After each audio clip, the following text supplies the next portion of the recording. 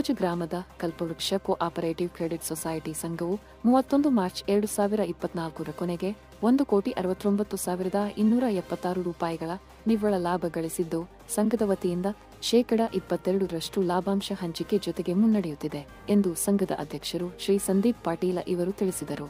September 22ರಂದು ಜರುಗಿದ ಸಂಘದ 33ನೇ ವಾರ್ಷಿಕ ಸರ್ವಸಾಧಾರಣ ಸಭೆಯಲ್ಲಿ ಸವಿಸ್ತಾರ ವರದಿ ವಾಚನ ಮಾಡಿದ ಸಂಘದ ಮುಖ್ಯ ಕಾರ್ಯನಿರ್ವಾಹಕರು ಶ್ರೀ ಸಂಜಯ್ ಚೌಗಲೆ ಇವರು, ಸಂಘವು 1,51,65,000 ರೂಪಾಯಿಗಳ ವಾರ್ಷಿಕ ಉಲಾಢಾಲಿಗಳೊಂದಿಗೆ ಕಾರ್ಯನಿರ್ವಹಿಸುತ್ತಿದ್ದು, ಸಂಘದ ಉನ್ನತ ಲಾಭಾಂಶ ಮತ್ತು ಅಭಿವೃದ್ಧಿಗೆ ಸಂಘದ ಆಡಳಿತ ಮಂಡಳಿ ಸದಸ್ಯರು, ಮಾರ್ಗದರ್ಶಕರು, ಕರ್ಮಚಾರಿಗಳು, ಠೇವಣಿದಾರರು ಮತ್ತು ಸಾಲ ಮರುಪಾವತಿ ಮಾಡಿದ ಸಾಲುಗಾರರ ಅಮೂಲ್ಯ ಸಹಕಾರ ಲಭಿಸಿದೆ ಎಂದು ಹೇಳಿ ಎಲ್ಲರಿಗೆ ಅಭಿನಂದನೆಗಳನ್ನು ಸಲ್ಲಿಸಿದರು. ಈ ಸಂಘವು ಯಾವತ್ತು ಖರ್ಚು ವೆಚ್ಚಗಳನ್ನು ಕಳೆದು 31 ಮಾರ್ಚ್ 2024 ಕೊನೆಗೆ ಲಾಭವು 1,69,276 ರೂಪಾಯಿ 73 ಪೈಸೆ ನಿವ್ವಳ ಲಾಭ ಗಳಿಸಿದೆ ಎಂದು ಹೇಳಲು ನನಗೆ ಹೆಮ್ಮೆ ಅನಿಸುತ್ತದೆ. ಯಾಕಂದರೆ ಇದು ಕಳೆದ ವರ್ಷಕ್ಕಿಂತ 21,67,858 ರೂಪಾಯಿ 86 ಪೈಸೆ ಹೆಚ್ಚಳವಾಗಿದೆ. ನಮ್ಮ ಸಂಘದ ಲಾಭ ಗಳಿಕೆಗೆ ಕಾರಣರಾದ ಠೇವುದಾರರು, ಸದಸ್ಯರು ಹಾಗೂ ಸಂಘದ ಹಿತಚಿಂತಕರು ನಮ್ಮ ಸಂಘದ ಮೇಲೆ ಇಟ್ಟ ವಿಶ್ವಾಸದಿಂದ ನಮ್ಮ ಸಂಘವು ಪ್ರತಿ ವರ್ಷ ಲಾಭ ಗಳಿಕೆಯಲ್ಲಿ ಗಣನೀಯವಾಗಿ ಪ್ರಗತಿ ಸಾಧಿಸಿ ಮುನ್ನಡೆದಿದೆ ಎಂದು ಹೇಳಲು ಹೆಮ್ಮೆ ಅನಿಸುತ್ತದೆ.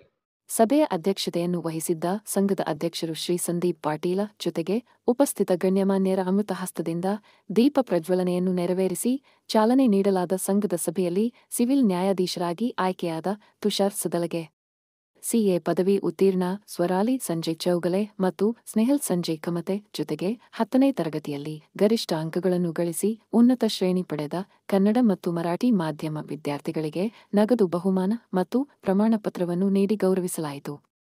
ಲೆಕ್ಕ ಪರಿಶೋಧಕರು ಶ್ರೀ ಕಿಶೋರ್ ಬಾಳಿ ಇವರಿಂದ ಸಂಘಕ್ಕೆ ಅವರ್ಗದಲ್ಲಿ ಪರಿಶೀಲನೆ ನೀಡಲಾಗಿದ್ದು, ಸಂಘದ ವಿಷಯಗಳಿಗೆ ಉಪಸ್ಥಿತರಿಂದ ಚಪ್ಪಾಳೆ ತಟ್ಟಿ ಅನುಮೋದನೆ ನೀಡಲಾದ ವಾರ್ಷಿಕ ಸಭೆಯ ನಿರೂಪಣೆಯನ್ನು ಶ್ರೀ ಮಿಲಿಂದ್ ಪಾಟೀಲ ಇವರಿಂದ ಮತ್ತು ವಂದನಾರ್ಪಣೆಯನ್ನು ಶ್ರೀ ಚೇತನ್ ಪಾಟೀಲ ಇವರಿಂದ ಮಾಡಲಾಯಿತು. ಈ ವೇಳೆ ಸಂಘದ ಸಂಚಾಲಕರು ಶ್ರೀ ರಮಿತ್ ಸದಲಗೆ, ರಮೇಶ್ ಪಾಟೀಲ, ಅಶೋಕ್ ಪಾಟೀಲ, ರವೀಂದ್ರ ರೂಗೆ, ನೇಮಗೌಡ ಪಾಟೀಲ, ರಾಜಗೌಡ ಪಾಟೀಲ, ಸೌ ವಿಜಯ ಅನ್ನಸಾಹೇಬ್ ಪಾಟೀಲ, ಸೌ ಪದ್ಮಶ್ರೀ ರಾಜೇಂದ್ರ ಟಾಕಳೆ, ರಾವಸಾಬ್ ಪಾಟೀಲ, ಶರಾಫತ್ ತುದಗಾವೆ, ಬಾವುಸಾಬ್ ವಡ್ಡರ್, ಬೆಡಕಿಹಾಳ ಶಾಖೆಯ ಅಧ್ಯಕ್ಷರು ಶ್ರೀ ವಿಪುಲ್ ಸದಲಗೆ, ಮಾಂಗೂರ್ ಶಾಖೆಯ ಅಧ್ಯಕ್ಷರು ಶ್ರೀ ತಾತ್ಯ ಸಾಹೇಬ್ ಪಾಟೀಲ ಜೊತೆಗೆ ಸಂಘದ ಸಲಹಾ ಸಮಿತಿಯ ಸದಸ್ಯರು, ಅಧಿಕಾರಿಗಳು, ಸಿಬ್ಬಂದಿ ವರ್ಗ, ಠೇವಣಿದಾರರು, ಖಾತೆದಾರರು ಉಪಸ್ಥಿತರಾಗಿದ್ದರು.